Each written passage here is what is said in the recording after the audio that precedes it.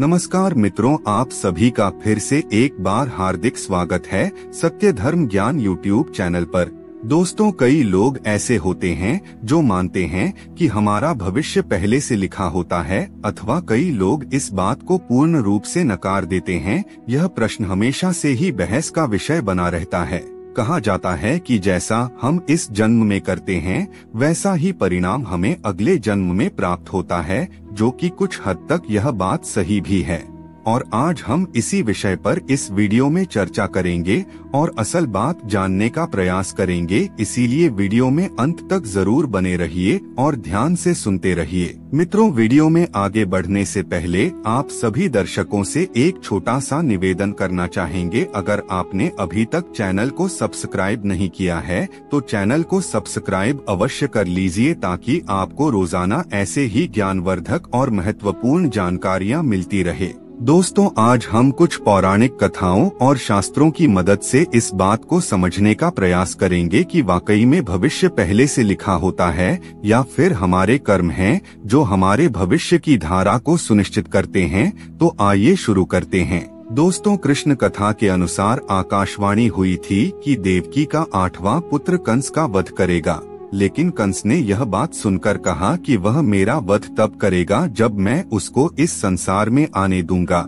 इस सोच के साथ जब भी देवकी का कोई बच्चा जन्म लेता तो कंस वहां जाकर उसके जन्म से कुछ घंटे के भीतर उसे मौत की नींद सुला देता। लेकिन जब देवकी के 8वें पुत्र की बारी आई तो विधि विधान के साथ जन्म भी लिया और बाद में कंस का वध भी किया। ऐसा इसीलिए हुआ क्योंकि कंस की मृत्यु की भविष्यवाणी हो चुकी थी। साथ ही कंस के जन्म से ही निर्धारित कर दिया गया था कि उसकी मृत्यु कैसे होगी और किसके हाथों होगी। यही नहीं दोस्तों, संसार में जो कोई भी जन्म लेता है उसका भविष्य पहले से ही निर्धारित कर दिया जाता है। मनुष्य का जन्म कैसे होगा, कौन सी जगह होगा और उसके जीवन में कौन कौन सी परेशानियां आएगी, यह सब विधि का विधान है और इसे चाह कर भी बदला नहीं जा सकता।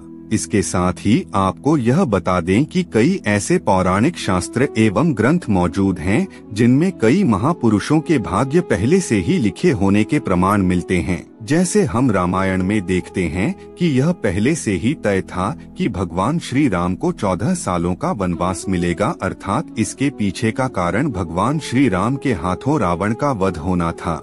इससे आप खुद सोच कर देखिए कि अगर माता कैकेयी मंथरा के बहकावे में नहीं आती और न ही श्री राम को माता सीता के साथ वनवास के लिए जाना पड़ता, तो सोचिए रावण का वध भगवान श्री राम के हाथों कैसे होता। यह सब कैसे होना था, यह पहले से लिखा जा चुका था। इसी तरह आपके जन्म से पहले ही आपके भाग्य को लिख दिया गया है। हम केवल इस नाटक के छोटे से पात्र हैं जिसका किसी न किसी उद्देश्य के चलते इस संसार में जन्म हुआ है।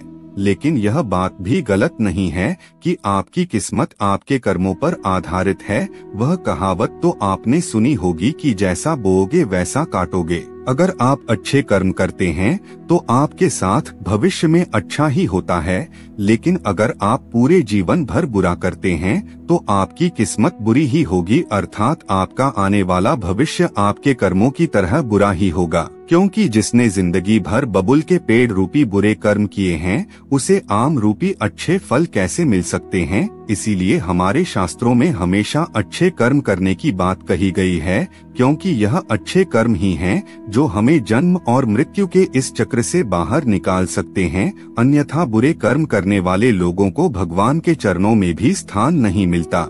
मित्रों, तुलसीदास जी ने अपनी एक चौपाई में लिखा है कि कर्म ही प्रधान है, जो जिस तरह के कर्म करता है उसे वैसा ही फल प्राप्त होता है।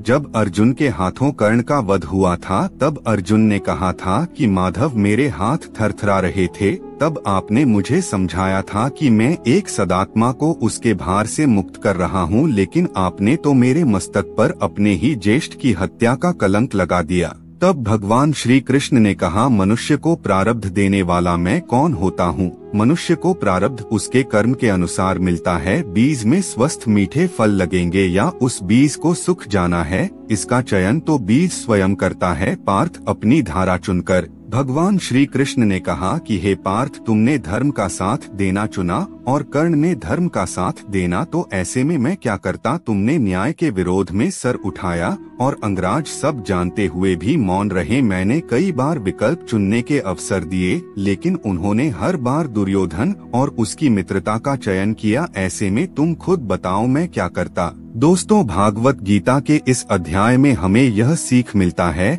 कि भगवान हमें कुछ न कुछ अवसर जरूर देते हैं, जिससे कि हम अपने द्वारा किए गए बुरे कर्मों का पश्चाताप करके सही रास्ते पर चल सकें, लेकिन हम उनके संकेत को समझ नहीं पाते और केवल बुरे कर्म ही करते रहते हैं। मित्रों, अंत में यही कहना चाहेंगे कि अवश्य ही हमारा भविष्य पहले से लिखा जा चुका है, लेकिन कर्मों के अनुसार पर ही हमें फल की प्राप्ति होती है। और हम अगर अच्छे कर्म करेंगे तो जीवन को शांतिपूर्वक सुख समृद्धि प्राप्त करते हुए व्यतीत करेंगे, अन्यथा बुरे कर्म करने पर इसी जन्म में हमें उसके दुष्प्रभाव देखने को मिल जाएंगे और उसका प्रभाव निश्चित रूप से अगले जन्म पर भी पड़ेगा। इसीलिए समय रहते अपने पापों का प्रायश्चित कर लें और केवल पुण्य कार्य ही करें। तो मित्रों, उम्मीद करते हैं जानकारी आपको अच्छी लगी होगी। अगर आपको जानकारी अच्छी लगी हो तो वीडियो को अपने दोस्तों के साथ शेयर करके चैनल को सब्सक्राइब अवश्य कर लें। फिर मिलते हैं किसी नई जानकारी के साथ, तब तक के लिए धन्यवाद।